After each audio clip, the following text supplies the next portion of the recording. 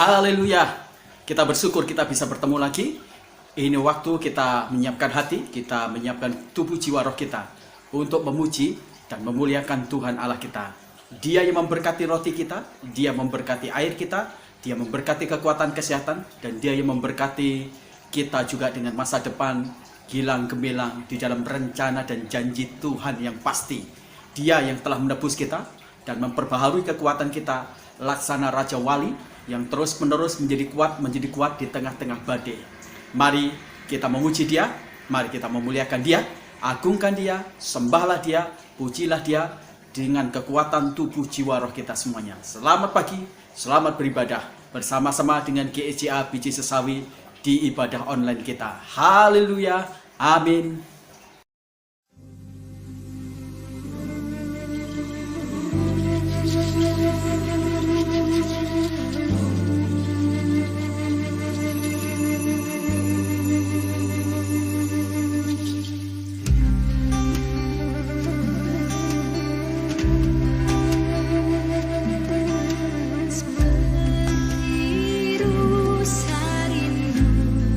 Sungai jiwaku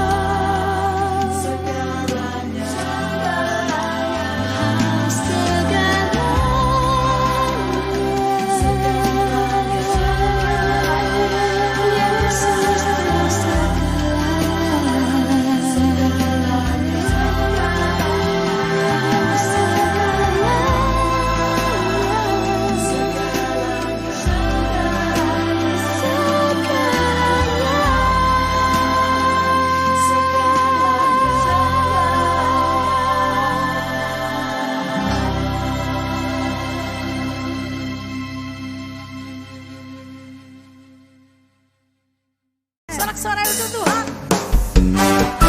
Kita bersuka cita bersama-sama. Tuhan ada di tengah-tengah kita, Bapak Ibu Saudaraku. Mari bernyanyi dengan sungguh-sungguh.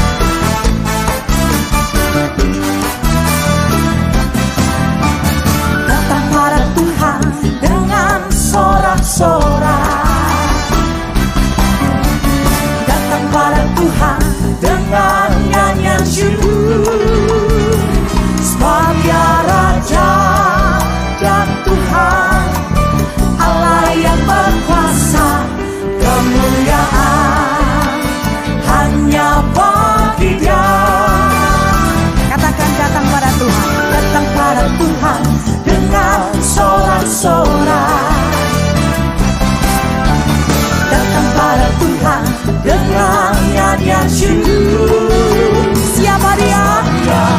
Dia Raja, Dia Tuhan, Allah yang berkuasa, kemuliaan. Kita semuanya beri kemuliaan, lambaikan tangan kita tinggi. Ku mau beri korban syukur padanya setiap waktu. Ku mau memuji Tuhan selalu seumur hidupku. Semuanya, ku mau bersorak-sorai, hey, dan menari di hadapannya. Umatnya bersuka. Lagi katakan datang pada Tuhan. Datang pada Tuhan dengan sorak-sorai. Datang pada Tuhan dengan nyanyian syukur. Sebab Engkau Raja, Engkau Tuhan dan Tuhan, Engkau layak, Allah yang berkuasa, kemuliaan hanya bagi Dia. Lambaikan tangan tinggi. Ku mau beri korban syukur padanya setiap waktu. Ku mau memuji Tuhan selalu seumur hidupku. Teriakannya yang kuat, Bapak Ibu Saudaraku. Hey, dan menari di hadapannya. Umatnya bersuka. Ku mau beri korban syukur padanya setiap waktu. Ku mau memuji Tuhan selalu seumur hidupku. Ku mau bersorak-sorai, hey, dan menari di hadapannya. Sekarang cemalah Tuhan sendiri, suaranya yang kuat. Ku mau beri korban syukur padanya setiap waktu. Lebih lagi Bapak Ibu, ku mau memuji Tuhan selalu seumur hidupku. Semua nyanyikan, ku mau bersorak-sorai, hey, dan menari di hadapannya. Umatnya bersuka. Umatnya bersuka. Semua kita bersuka. Kita semua bersuka.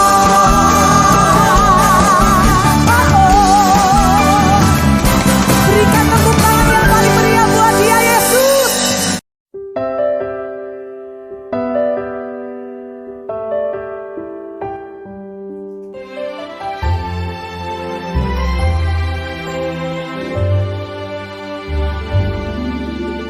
Ku tak membawa apapun juga saat ku datang ke dunia. Ku tinggal semua pada akhirnya saat ku kembali ke surga. Inilah yang ku punya, hati sebagai hamba yang mau taat dan setia padamu Bapa. Kemanapun ku bawa, hati yang menyembah dalam kebenaran sampai selamanya.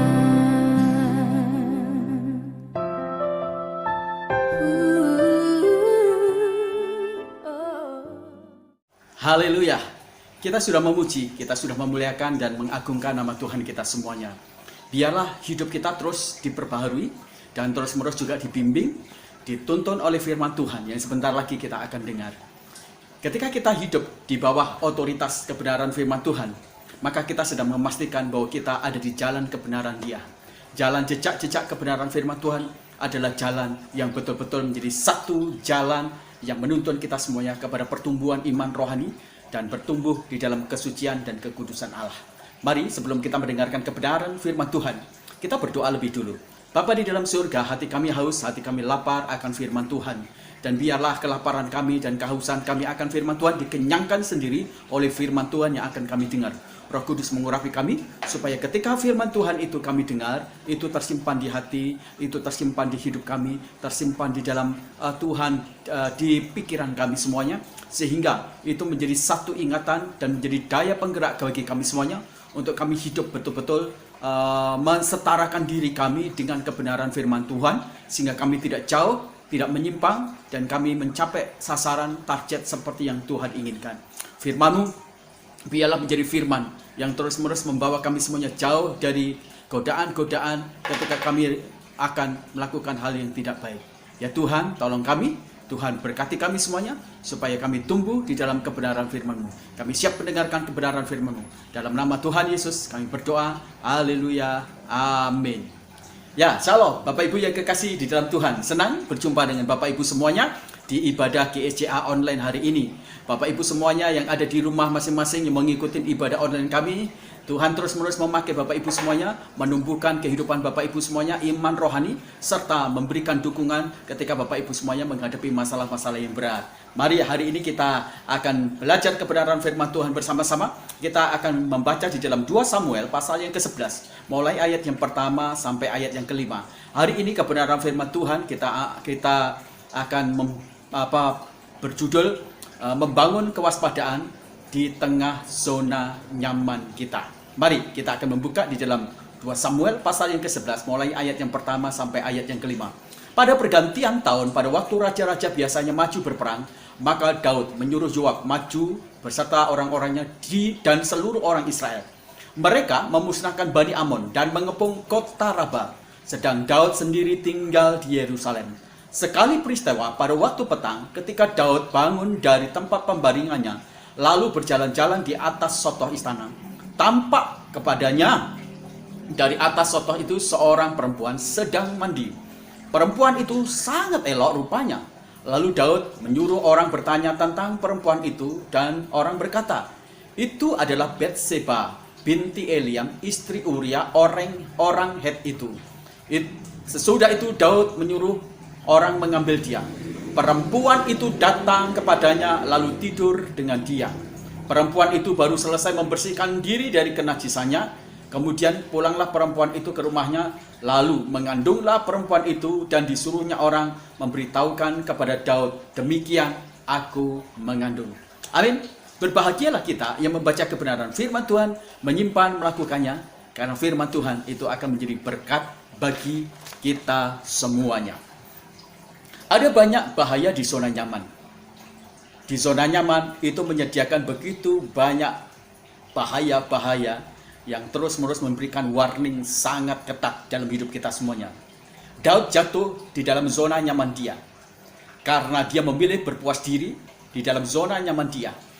Pada waktu seharusnya dia tidak ada di rumah, dia harusnya bersama-sama dengan tentaranya, tetapi dia lebih memilih beristirahat, dan kemudian dalam keistirahatan itu dia melihat sesuatu yang tidak baik dan akhirnya dia jatuh.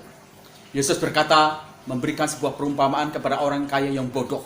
Ketika dia sudah bisa membangun sebuah bisnis pertanian, dan dia bisa membangun sebuah gudang-gudang yang begitu banyak, dan dia berkata kepada jiwanya, hai jiwaku, ada padamu begitu banyak harta benda, puaskanlah dirimu dan lakukanlah sepuas-puasnya apa yang kau inginkan. Dan kemudian datanglah Tuhan dan berkata, kalau hari ini engkau mati, apa yang akan dapat kamu lakukan dengan harta bendamu. Dan itu menjadi satu pelajaran bahwa zona nyaman ternyata itu betul-betul memberikan sebuah bahaya yang besar bagi orang-orang. Termasuk bagi kita, termasuk bagi orang percaya, mungkin juga dalam kehidupan kegerejaan kita atau dalam dunia bisnis kita semuanya. Kisah kejatuhan Daud itu harus menjadi satu tingkat kewaspadaan bagi kita semuanya, bahwa ternyata ada begitu banyak hal-hal yang betul-betul menjadi satu kerikil yang membahayakan dalam hidup kita ketika kita berada di dalam zona nyaman di kehidupan kita. Ada banyak orang-orang yang akhirnya menjadi kaya, dia menjadi sombong rohani, menjadi sombong luar biasa di dalam perilaku dia, menjadi sombong juga di dalam dunia sosial dia.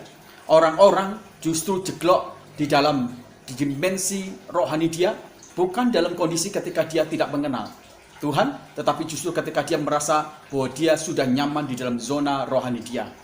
Habis ketika kita merasakan diri menjadi orang-orang yang sangat rohani, sangat hebat, sangat kuat, sangat nyaman dalam segala aspek hidup kita, tapi pada akhirnya kita menjadi terjungkal dan terjatuh oleh karena zona nyaman yang tidak kita siapkan hati dan pikiran kita. Kita menjadi orang yang akhirnya roboh oleh zona nyaman dalam hidup kita. Maka ketika segala sesuatu itu menjadi mapan dan segala sesuatu sepertinya tersedia atau nyaman dalam hidup kita, maka kita harus menaikkan tingkat kewaspadaan kita sangat tinggi supaya kita tidak hancur, supaya kita tidak tumbang, supaya kita tidak terjungkal oleh karena hal-hal yang menyediakan kepada kita semuanya kemudahan-kemudahan. Bagaimana kita bisa membangun diri kita untuk selalu waspada di masa-masa kita berada dalam zona nyaman kehidupan kita? Mari kita belajar bersama-sama dari pelajaran peristiwa Daud yang sedang menghadapi siklus masalah yang sangat besar dan berbahaya ketika dia berada di dalam zona nyaman. Yang pertama, selalu bangun stamina hati kita, selalu siap. Kalau kita membaca di ayat 1 dikatakan di situ bahwa beberapa orang-orang mereka semuanya melakukan perang, tetapi Daud tidak siap dengan perang itu sendiri. Perhatikan kata pergantian tahun. Kata ini berbicara tentang sebuah perubahan. Ada banyak orang tidak siap dengan perubahan. Ada yang stres, ada yang gila, ada yang takut, ada pula yang cuek, ada pula yang kemudian karena mereka tidak mempersiapkan diri, akhirnya mereka menjadi tumbang luar biasa. Bapak Ibu bisa lihat contoh-contoh yang real. Nokia, kemudian ada HP-HP yang dulu Ericsson, Sony, kemudian ada Motorola. Mereka tidak siap dengan perubahan-perubahan. Akhirnya mereka tergilas oleh zaman, oleh perubahan itu sendiri, dan akhirnya mereka tumbang dan hilang dari peredaran di dunia ini. Setiap saat kita semuanya akan mengalami dan menghadapi sebuah perubahan-perubahan. Ditunda, diundang atau tidak, perubahan itu akan selalu hadir dalam hidup kita semuanya.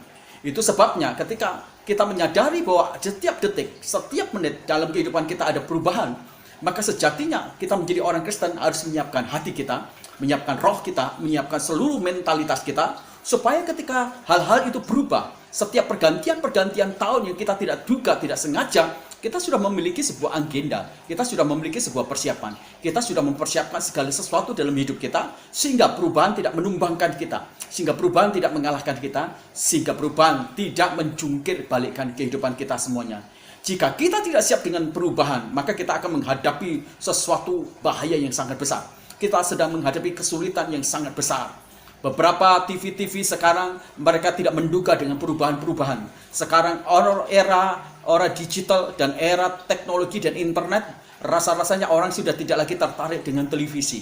Dan perusahaan-perusahaan TV yang manual, yang kemudian tidak mempersiapkan diri, akhirnya mereka kalah dan mereka akhirnya bangkrut. Dan tidak ada lagi sebuah kegiatan yang berkaitan dengan aktivitas bisnis mereka semuanya. Paulus berkata, dia katakan dalam setiap perubahan-perubahan ini, aku senantiasa membawa Kristus Yesus. Kematian Kristus Yesus itu di dalam hidupku. Kenapa itu penting? Sebab Paulus tahu bahwa setiap detik, setiap hari, perubahan itu selalu akan menimpa kehidupan dia. Dia mempersiapkan diri dengan perubahan itu dengan cara dia membawa kematian Kristus Yesus. Itu ada di dalam kehidupan dia. Siap atau tidak siap, waktu itu akan mengalami perubahan yang akan berimbas dan menyentuh dimensi ekonomi kita mungkin, dimensi keuangan kita, sehingga kita bisa terpuruk, dimensi kesehatan kita, dan kita mungkin juga bisa terpuruk, juga dimensi hubungan relasi dengan sesama, dengan mungkin juga dengan keluarga kita semuanya. Itu bisa berubah. Kalau kita tidak siap, maka kita pasti akan menjadi stres, depresi, dan bisa gila. Waktu kita ditinggalkan orang, waktu kita ditinggalkan kekasih, atau waktu orang-orang sudah tidak lagi bersama-sama dengan kita, mungkin karena perubahan-perubahan yang tidak kita duga, sehingga akhirnya itu mendorong kita semuanya berada dalam situasi yang sangat tertekan, maka kita juga pasti akan muncul sebuah kesetresan yang sangat tinggi di dalam kehidupan kita semuanya. Jangan tidak siap ketika kita berada dalam sebuah perubahan-perubahan.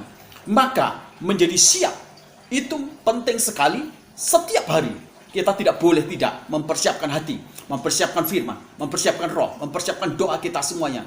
Kalau setiap hari itu merupakan satu perubahan, dan kalau kita menyiapkan diri kita dalam segala aspek, maka kita pasti akan menjadi pemenang atas perubahan itu sendiri. Sehingga dosa tidak mengintip kita, sehingga dosa tidak menghancurkan kita, dan perubahan-perubahan itu juga tidak akan pernah dapat mengeliminasi bagi kita semuanya ketika kita berada di dalam iman atau pertandingan, pelayanan, dan perjuangan rohani kita semuanya. 1 Petrus pasal yang kelima ayat 8 katakan, sadarlah dan berjaga-jagalah.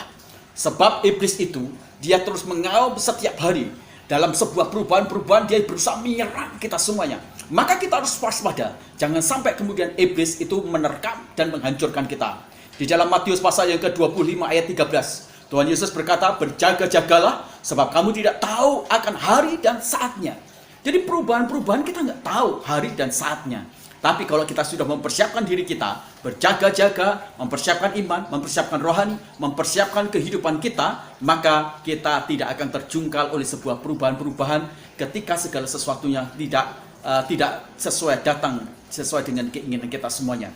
Di zona nyaman, di sana itu tersedia sebuah perubahan-perubahan yang kalau kita tidak jawab dengan kesiapan, itu yang akan membawa kita semuanya hancur, terjungkil balik. Yang kedua, bagaimana kita bisa memiliki dan membangun kewaspadaan di tengah zona nyaman kehidupan kita? Yang kedua, selalulah punya minat perang dengan musuh dosa atau musuh iblis kita. Bapak Ibu, musuh yang paling berbahaya adalah comfort zone. Musuh yang paling berbahaya adalah situasi di mana segala sesuatunya baik, nyaman.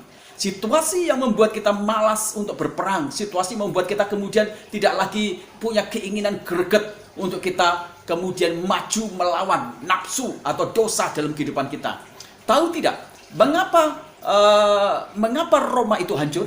Roma hancur bukan karena dia kalah perang.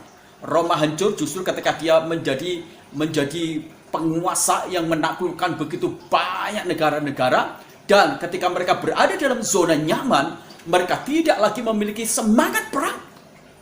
Mereka menghabiskan hidup mereka untuk berpuas, hedoisme.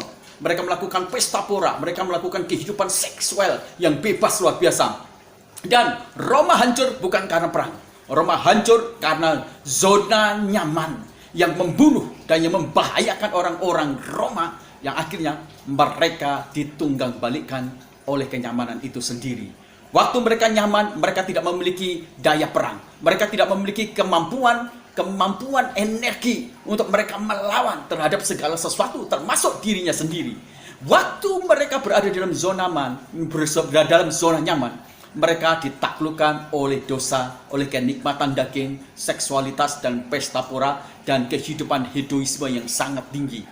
Daud kehilangan minat perang. Daud kehilangan minat untuk melawan musuh. Daud kehilangan minat untuk bersama-sama dengan tantaranya maju menaklukkan beberapa kota-kota dan menaklukkan raja-raja di Kanaan itu sendiri. Daud memilih berada di dalam zona nyaman. Dia bersantai, dia tidur, dan kemudian dia berjalan-jalan di suatu rumah. Dia memuaskan keinginan mata dia, dan akhirnya dalam kondisi ketika dia menikmati segala sesuatu dalam zona nyaman dia kemudian ditaklukkan oleh dosa mata dia. Keinginan mata dia itu yang membuat dia kemudian jatuh. Keinginan mata dia itu yang menggerakkan hatinya untuk bertindak di dalam tindakan-tindakan dosa. Tidak boleh ada gencatan senjata kepada iblis. Tidak boleh ada gencatan senjata melawan dosa. Kita tidak boleh kehilangan minat perang terhadap dosa. Kita tidak boleh kehilangan minat untuk melawan keinginan daging serta iblis. Selalu genderang perang itu harus kita kumandangkan tiap hari, supaya ketika orang-orang yang hendak mungkin membawa kita tumbuh di dalam dosa, itu kemudian disingkirkan dalam hidup kita semuanya. Seorang raja Yahudi, dia harus mengikuti sebuah aturan, salah satunya aturan kerajaan, salah satunya adalah mereka harus selalu perang bersama-sama dengan tentara mereka. Tapi Daud sama sekali tidak mengindahkan hukum perang itu.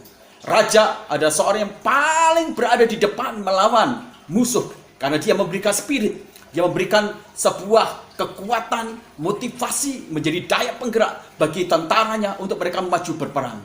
Dan Daud tidak ada di dalam medan perang. Kenapa? Sebab zona nyaman telah mematikan keinginan perang dia. Zona nyaman sudah mematikan kegairahan dia untuk menaklukkan musuh-musuh. Saya berdoa ketika Bapak Ibu semuanya diberkati oleh Tuhan, Anda semuanya tidak kehilangan sebuah keinginan untuk perang melawan dosa, keinginan perang melawan hawa nafsu Anda, keinginan perang untuk melawan kesombongan Anda, keinginan perang untuk mengunggulkan Anda sendiri. Saya berdoa ketika kita semuanya berada di dalam zona nyaman, dalam berkat-berkat Tuhan, kita tetap memiliki minat perang untuk menaklukkan dosa, menaklukkan iblis, menaklukkan kejahatan, menaklukkan segala kenajisan di dalam kehidupan kita semuanya. Jangan juga seperti Simpson, ketika dia memiliki kekuatan ekstra luar biasa dalam zona nyaman, kekuatan luar biasa, dia kemudian mempermainkan dan memakai dan tidak menyiapkan diri dia untuk melawan keinginan daging. Dan akhirnya Simpson kalah juga oleh bujukan dari Delilah. Nah, Bapak Ibu, kalau kita tidak memiliki minat perang terhadap kuasa kegelapan, terhadap iblis, terhadap segala sesuatu yang berhubungan dengan kejahatan dan kenajisan, maka kita pasti akan kalah dan ditaklukkan. Dalam 2 Timotius pasal yang kedua ayat 3 sampai 4 dikatakan di sana, jadilah prajurit yang siap perang, tidak pusing dengan hal-hal dengan penghidupan dia atau dengan kenikmatan-kenikmatan daging dia. Kita kalau ingin membangun tingkat kewaspadaan di zona nyaman kita, maka kita harus menjadi satu pribadi yang tidak kehilangan minat perang terhadap melawan iblis, juga melawan dosa. Yang ketiga, Bapak Ibu yang kekasih dalam Tuhan, bagaimana kita bisa membangun kewaspadaan di zona nyaman kita? Yang ketiga, kuasailah anggota tubuh kita semuanya. Daud ketika dia berjalan-jalan, dia melihat seorang perempuan sedang mandi. Daud tidak bisa menguasai, Daud tidak bisa mengontrol, Daud tidak bisa mengendalikan matanya. Ketika matanya melihat, maka kemudian masuk di pikirannya. Pikirannya kemudian turun ke hati, hati kemudian mencondongkan kepada dosa, dan akhirnya dibuahilah itu semuanya dalam tindakan nyata. Jatuhlah akhirnya Daud di dalam dosa. Bapak Ibu ingat baik-baik, wanita lebih banyak tumbang di dalam dosa oleh karena mulutnya. Laki-laki lebih banyak dihancurkan, ditumbangkan dosa oleh keinginan mata dia. Dan itu sebabnya, maka semua hal yang berkaitan dengan kehidupan kita, di dalam tubuh kita, itu memiliki potensi menghancurkan atau membangun dalam kehidupan kita semuanya. Bagaimana kita bisa melihat bahwa apa yang ada di dalam tubuh kita, baik itu mata, baik itu telinga, baik itu mulut, baik itu tangan, baik itu kaki, baik itu pikiran, semua hal yang ada di dalam tubuh kita, itu betul-betul menjadi satu anggota tubuh yang betul-betul dapat kita pakai untuk melawan ke zona nyamanan kita. Semuanya ditentukan dari seberapa besar kita menjadi orang-orang yang taat atau melawan dosa itu semuanya. Jadi bagaimana kita menguasai mata, bagaimana kita menguasai mulut, bagaimana kita bisa menguasai kata-kata dalam hidup kita, itu menentukan dalam hidup kita semuanya. Bapak Ibu yang kekasih di dalam Tuhan, saya sering naik mobil bersama dengan Pak Madong. Ketika dulu dalam pelayanan-pelayanan, Pak Madong sering berkata, seorang akan bisa dilihat ketika dia mengendarai kendaraan. Saya bertanya kepada dia, maksudnya gimana Pak? Ketika kita bisa mengontrol kata-kata kita, ketika kita bisa mengontrol emosi kita, di saat orang-orang lain mungkin menyerobot kita, di saat orang lain mungkin tidak sesuai dengan kehidupan kita, maka orang itu berarti sudah orang yang bisa menaklukkan tubuh kita. Tapi seringkali kita gagal menjadi orang-orang yang bisa menaklukkan tubuh kita, menguasai tubuh kita. Siapapun juga, kalau kita tidak bisa menaklukkan tubuh kita, maka kita sudah kalah. Kalau untuk diri kita sendiri kita tidak bisa taklukkan, maka sebenarnya kita sudah kalah. Jadi kalau kita ingin membangun tingkat kewaspadaan yang tinggi di zona nyaman kita, kita harus menguasai hati kita. Kita harus menguasai pikiran kita, mata kita, telinga kita, mulut kita juga. Emosi kita harus kita kuasai. Orang yang tidak bisa mengendalikan diri, orang yang tidak bisa menguasai diri, Orang itu adalah orang yang sedang menempatkan dirinya dalam zona yang berbahaya, yang terancam. Kenapa? Karena dia seperti kota yang hancur temboknya. Dia seperti kota yang tidak memiliki perlindungan. Dia seperti kota yang sebentar lagi kalah. Jadi ketika kita tidak bisa mengendalikan diri kita, tidak bisa menguasai apa yang ada di dalam bagian tubuh kita, maka kita sudah memastikan bahwa diri kita pasti kalah. Amsal pasal 16 ayat 32 katakan demikian. Seseorang yang tidak bisa menguasai kota, maka orang itu sedang menetapkan kota dia seperti tembok yang runtuh. Orang yang bisa menguasai diri, dia lebih besar dari pahlawan-pahlawan yang mengalahkan kota. 1 Korintus pasal 9 ayat yang 27 dikatakan, selalu kita harus melatih hingga kita menguasai tubuh kita. Paulus berkata, aku meletakkan tubuhku, aku meletakkan anggota tubuhku itu di bawah, aku kontrol semuanya, sehingga aku dapat mengendalikan. Mulutku tidak boleh mengendalikan hidupku, mataku tidak boleh mengendalikan, tapi aku bersama dengan kebenaran firman, dengan hikmat Tuhan, itu yang harus menguasai seluruh bagian dari tubuh. Kuasai nafsu kita, jangan sampai itu menjadi hawa nafsu dalam hidup kita semuanya. Kuasai nafsu kita, jangan sampai itu menjadi hawa nafsu yang membakar kehidupan kita semuanya. Bapak Ibu, jangan bermain-main dengan apa yang kita sebut dengan tubuh kita. Tubuh kita itu bisa kita ibaratkan seperti api. Kapan kita gunakan baik atau tidak, itu bergantung bagaimana kita menguasainya. Kalau kita ingin membuat api itu menjadi sesuatu yang membangun, maka kita bisa pakai ketika kita sedang memasak, kita nyalakan api, dan api itu kemudian akan menyalakan kompor, dan kompor itu kemudian bisa melakukan sebuah proses pemasakan. Tapi ketika kita tidak bisa mengontrol api, kita lempar api itu di tengah-tengah hutan yang mungkin sedang mengalami kekeringan, maka api tidak akan bisa ditaklukkan. Siapa yang tidak bisa menaklukkan dan menguasai tubuh dia, maka dia tidak memiliki kekuatan untuk mengukur bahwa bahaya besar sedang terjadi di dalam hidup dia. Yesus berkata di dalam pengajarannya kepada para murid, jikalau matamu membawa engkau berdosa, cungkilah. Jikalau anggota tubuhmu membawa engkau berbuat dosa, cungkilah itu semuanya. Lebih baik engkau masuk dalam surga dalam kondisi cacat daripada engkau masuk neraka dengan tubuh yang mungkin sempurna. Perhatikan baik-baik bagaimana kita bisa membangun sebuah tingkat kewaspadaan yang tinggi di tengah-tengah zona nyaman kita, yaitu bagian yang ketiga tadi adalah kuasailah seluruh anggota tubuh kita. Dan bagian yang keempat, bagaimana kita bisa membangun tingkat kewaspadaan di tengah-tengah zona nyaman kita semuanya.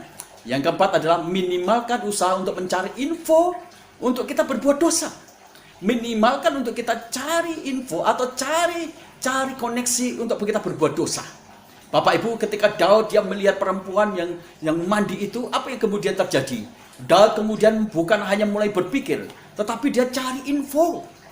Cari info dengan detail. Dia tanya, siapa sih perempuan yang mandi ini? Suaminya siapa? Apakah dia janda? Apakah dia gimana? Semua info itu dicari. Dan begitu info itu dicari, maka terperangkaplah Daud oleh karena info yang dia cari. Ketika kita mencari koneksi-koneksi tentang dosa dalam hidup kita semuanya, maka saya pastikan bahwa kita juga akan terperangkap, terpenjara, dan kita sedang diborgol oleh kehidupan yang tidak baik. Dosa, kejahatan, dan tidak kebenaran itu telah memborgol kehidupan kita semuanya. Hati-hati dengan internet, dengan HP, dengan apa saja dalam kehidupan kita semuanya. Jangan mencari info-info yang berhubungan dengan dosa. Karena itu yang akan membawa kita jatuh di dalam dosa. Jangan mencari detail-detail tentang informasi hal-hal kejahatan. Karena itu yang akan terus-menerus menggerakkan kita dan memandu kita semuanya. Menggerakkan anggota tubuh kita semuanya melaksanakan perintah dosa. Tutup semua pintu yang membuat kita mencari info dan berbuat dosa. Tutup semuanya. Di dalam Mazmur pasal yang ke-19, 119 ayat 11, di sana dikatakan, dalam hatiku aku menyimpan firman-Mu supaya aku tidak berbuat dosa. Informasi itu bisa masuk di pikiran dan hati dan hidup kita semuanya. Tapi Daud lebih baik kita harus cari informasi. Dalam kegagalan Daud dia cari dosa, tapi dalam kebangkitan rohani Daud dia lagi cari informasi tentang kebenaran. Maka minimalkan suatu usaha untuk kita cari detail-detail informasi tentang dosa. Tapi kita mari memaksimalkan untuk mencari detail-detail informasi tentang kebenaran. Supaya kebenaran firman Tuhan itu akan membawa kita semuanya tumbuh di dalam sebuah kehidupan yang berkualitas dan betul-betul cemerlang. Mazmur pasal yang ke-119 ayat yang ke-37 dikatakan di sana, lalukan mataku Tuhan, lalukan pikiranku Tuhan dari hal-hal untuk melihat hal-hal yang hampa atau hal-hal yang jahat. Itu luar biasa. Mari Bapak Ibu yang kekasih di dalam Tuhan, kita membangun tingkat kewaspadaan yang tinggi di tengah zona nyaman kita dengan cara kita meminimalkan usaha untuk mencari informasi yang membuat kita berdosa. Saya yakin ketika kita terus-menerus mencari informasi tentang firman, kita mencari informasi tentang hal-hal yang baik, kebenaran, pengertian-pengertian teologi di setiap kehidupan, itu yang akan membuat kita semuanya menjadi berkualitas. Dan yang terakhir, bagaimana kita bisa membangun kewaspadaan tingkat tinggi ketika kita berada dalam zona nyaman. Jangan izinkan anak dosa berkembang di dalam kehidupan kita. Batseba, Bapak Ibu, setelah dia melakukan dosa dengan Daud, apa yang terjadi? Di situ diceritakan dan dikatakan bahwa Batseba akhirnya mengandung. Anak buah dosa itu ada di dalam tubuh Batseba. Ini yang terjadi Bapak Ibu.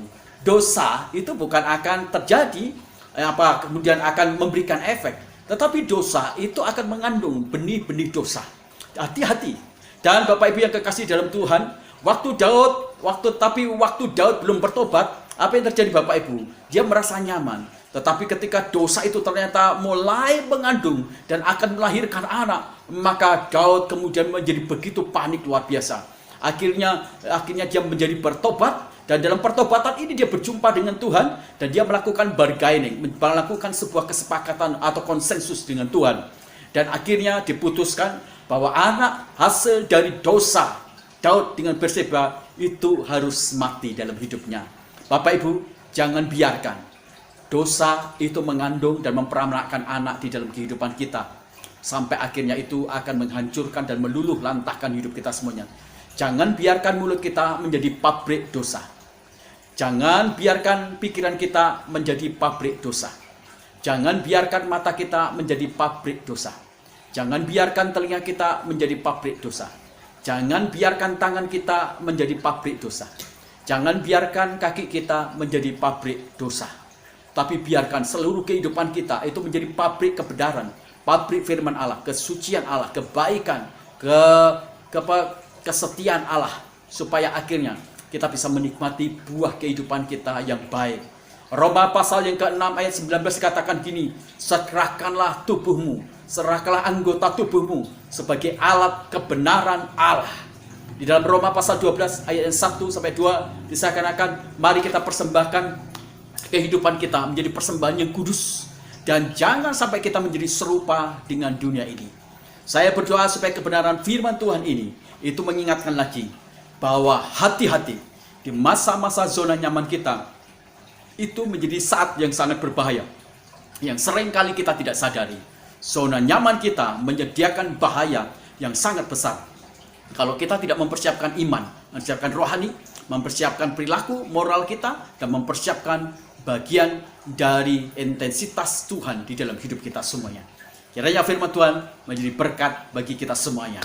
Mari saya ingin berdoa bagi Bapak Ibu semuanya yang sementara ini sedang menyaksikan pelayanan atau ibadah online kami. Kepada Anda yang sedang menghadapi masalah-masalah penyakit, silakan Anda angkat tangan dan saya akan berdoa dari hadapan Bapak Ibu semuanya. Bapa di dalam surga, kami mengangkat tangan dan kami berdoa untuk saudara-saudara kami yang hari ini Tuhan mengangkat tangan. Mereka yang sedang memiliki pergumulan-pergumulan di dalam penyakit-penyakit mereka. Entah itu Tuhan penyakit COVID, entah itu penyakit kanker, entah itu penyakit tumor, entah itu penyakit tekanan darah, entah itu penyakit jantung, entah itu penyakit paru-paru, liver, ginjal, apapun juga. Bukankah firman-Mu berkata, nama Tuhan Yesus adalah nama yang mampu melakukan mujizat-mujizat. Bukan firman-Mu juga berfirman, tidak ada yang mustahil bagi Tuhan. Maka atas segala penyakit-penyakit, bagi keluarga-keluarga kami, saudara-saudara kami yang mengangkat tangan mereka hari ini, dalam nama Tuhan Yesus, jadilah sembuh. Dan pilur Yesus menyembuhkanmu, sehingga engkau pulih, dan engkau bisa melakukan kegiatanmu seperti semula, secara normal. Tidak ada lagi yang bisa menghalangi semua kesembuhan dari Tuhan mengalir dalam hidupmu, dalam nama Tuhan Yesus. Kami berdoa Tuhan untuk sekarang kalau Bapak Ibu memiliki pergumulan-pergumulan di bidang ekonomi, bisnis, angkat tanganmu dan saya akan berdoa bagi Bapak Ibu semuanya. Bahkan di dalam surga kami tahu bahwa berkat Tuhan tidak ditambahkan susah payah, tidak ditambahkan penderitaan, tidak ditambahkan penyakit, tidak ditambahkan kerugian. Kalau hari-hari ini kami melihat keluarga-keluarga kami dalam bisnis mereka, ekonomi mereka, perusahaan mereka, dalam setiap kegiatan niaga mereka seperti terkendala atau menghadapi masalah-masalah. Sekarang dalam nama Tuhan Yesus, Tuhan berkaryalah Engkau di tengah-tengah segala kebuntuan mereka, di tengah-tengah segala hal yang tidak bergerak dalam transaksi jual beli, tender dan order apapun juga. Sekarang sepertinya mereka stagnan. Dalam nama Tuhan Yesus, dibukakan itu semuanya. Dalam nama Tuhan Yesus, jadi berkat dari Kristus Yesus. Dalam nama Tuhan Yesus. Terima kasih Tuhan. Kami percaya bahwa Tuhan memberkati usaha dan bisnis yang dilakukan oleh keluarga-keluarga dan saudara-saudara kami dan orang-orang yang sedang mengikuti Tuhan ibadah online kami. Bapak Ibu yang memiliki pergumulan di rumah tangga dan anak-anak, angkat kedua tanganmu dan saya akan berdoa. Bapak di dalam surga, kami berdoa untuk keluarga-keluarga yang hari ini menghadapi masalah-masalah yang sangat berat. Hubungan komunikasi yang tidak jalan. Sehingga mungkin mereka seperti terlukai ketika mereka menginginkan sebuah kehidupan terpisah dari hubungan cinta kasih mereka, rumah tangga mereka. Bapak di dalam surga, kami berdoa setiap luka, setiap sakit penyakit, setiap hal yang buruk yang ditanamkan dalam rangkaian kehidupan mereka, kami patahkan, kami hancurkan. Bapak menyembuhkan, Bapak menghibur, Bapak membebat, Bapak memulihkan. Sehingga cinta kasih keluarga-keluarga ini dipulihkan lagi. Dan tidak ada lagi perceraian. Tetapi yang di sana muncul adalah kasih mesra yang luar biasa. Kami berdoa untuk anak-anak yang menentang kepada orang tuanya, tidak hormat, yang sering kali memberontak. Kami patahkan roh pemberontakan kepada anak-anak mereka. Dalam nama Tuhan Yesus, diberkati mereka dengan takut akan Tuhan. Diberkati mereka hormat terhadap orang tua. Terima kasih Tuhan. Kami mengucap syukur. Bapak dalam surga, kami juga berdoa untuk bangsa dan negara yang kami cintai. Kami berdoa untuk Presiden kami Jokowi, berikan hikmat marifat supaya dia bisa menjadi pemimpin yang terus-menerus Tuhan diberikan hikmat marifat dari Bapa takut akan Allah, sehingga segala pengambilan keputusan menjadi pengambilan keputusan yang berkenan kepada Tuhan dan berpihak kepada banyak masyarakat yang memakmurkan dan memberikan keadilan di sana. Kami berdoa untuk proses penanganan COVID semakin hari semakin baik. Juga Tuhan akhirnya sektor ekonomi dipulihkan, sektor usaha dipulihkan. Tuhan kami percaya Engkau terus berkarya lewat Presiden kami Jokowi, jajaran kementerian, anggota DPR, MPR, dan jajaran semuanya Tuhan, termasuk eselon 1, eselon 2. Kami berdoa untuk angkatan darat, angkatan udara, angkatan Tuhan, laut, juga kepolisian, supaya mereka menjadi bagian yang sangat-sangat nasionalis untuk menjaga NKRI ini tetap utuh. Bapak kami berdoa supaya Tuhan melawat kota kami Indonesia ini, dilawat oleh Roh Kudus sehingga banyak jiwa-jiwa yang dimenangkan dan banyak jiwa-jiwa yang bertobat. Kami berdoa untuk kota kami berdoa Tuhan untuk bupati, camat, pelurahan, desa, berkati mereka semuanya menjadi pemimpin yang baik, menjadi pemimpin yang takut akan Tuhan, menjadi pemimpin yang mengayomi dan melayani masyarakat kami di kota kami ini, sehingga kami bisa mendapatkan sebuah Tuhan pengayoman yang sangat-sangat indah dari pemimpin kami.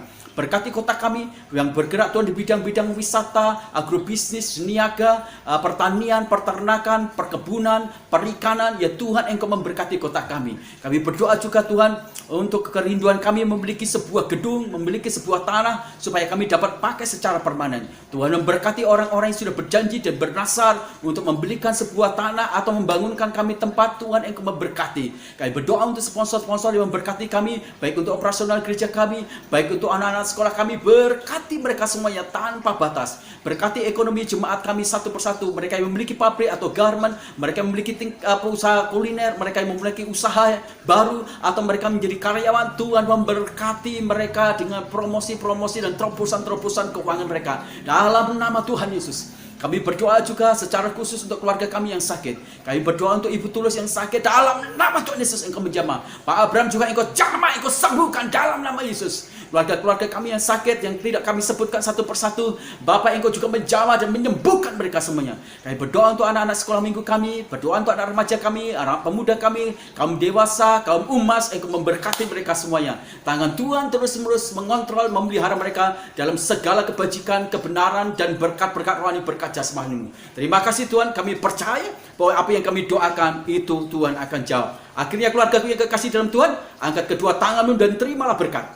kasih sayang dari Allah Bapa kita lewat anaknya Tuhan Yesus Kristus yang telah mati di atas kayu salib, menebus dosa dan menebus kutuk kita semuanya. Persekutuan dengan Roh Kudus yang menguduskan kita dari hari ke hari, sehingga kita tidak bercacat dalam tubuh jiwa roh kita, dan kita menjadi mirip seperti kambal karik Dia, yaitu Yesus Kristus. Itulah sebabnya Tuhan memberkati keluargamu, Tuhan memberkati suamimu, Tuhan memberkati istrimu, Tuhan memberkati anak-anakmu. Semua orang yang tinggal di dalam keluargamu diberkati karena engkau. Tuhan memberkati usahamu, apa saja yang dikerjakan oleh kedua tanganmu diberkati oleh Tuhan. Tuhan memberkati masa depanmu, Tuhan memberkati kesehatanmu. Keluar masukmu engkau hanya bisa menemukan pintu berkat Tuhan saja. Damai sejahtera dari Allah Bapa menyertai mulai hari ini sampai selama-lamanya. Pulanglah dan bagikan berkat itu, karena engkau adalah surat Kristus yang terbaca. Tapi engkau bukan hanya surat Kristus yang terbaca, tapi surat Kristus yang dapat dinikmati oleh banyak orang. Dan beritakanlah Injil, maka Tuhan akan menyatakan tanda-tanda ajaib dalam hidupmu. Dalam nama Tuhan Yesus Kristus kami berdoa. Haleluya. Amin. Selamat pagi Bapak Ibu yang kekasih dalam Tuhan. Selalu ada dalam anugerah Tuhan, selalu ada dalam berkat Tuhan, selalu ada dalam kesehatan Tuhan. Jikalau Bapak Ibu semuanya memiliki pergumulan-pergumulan dalam kehidupan Bapak Ibu semuanya, tuliskan itu di pokok-pokok doa dan bagikan atau sharekan itu di nomor telepon yang ada di depan Bapak Ibu semuanya, dan saya akan mendukung pergumulan Bapak Ibu semuanya sampai pada akhirnya Bapak Ibu mendapatkan kelegaan dan kelepasan serta jawaban dari doa-doa yang kami naikkan. Dan jikalau Bapak Ibu merasa diberkati dengan pelayanan kami, Bapak Ibu, saya berharap bagikan pelayanan atau khotbah-khotbah kami ini kepada rekan-rekan, saudara-saudara, kerabat, supaya mereka semuanya juga bisa menikmati berkat baik pagi hari ini, dan mereka dikuatkan, diteguhkan lagi. Dan jikalau Bapak Ibu semuanya digerakkan oleh Tuhan dalam kemurahan hati Bapak Ibu untuk memberkati pelayanan kami, baik itu pelayanan misi, baik itu untuk pelayanan kolektor operasional di gereja kami atau perpuluhan, Bapak Ibu bisa transferkan di nomor rekening yang ada di depan Bapak Ibu semuanya. Terima kasih karena Bapak Ibu sudah bersama-sama ikut terlibat dalam pelayanan kami dan terus mengikuti dengan setia ibadah online kami di hari-hari Minggu. Tak henti-hentinya doa kami dan harapan kami, berkat Tuhan, kekuatan kesehatan pemeliharaan Tuhan menyertai Bapak Ibu semuanya. Salam dalam cinta kasih Kristus hari ini sampai selama-lamanya, dalam berkat Tuhan yang tak pernah berubah. Haleluya. Amin.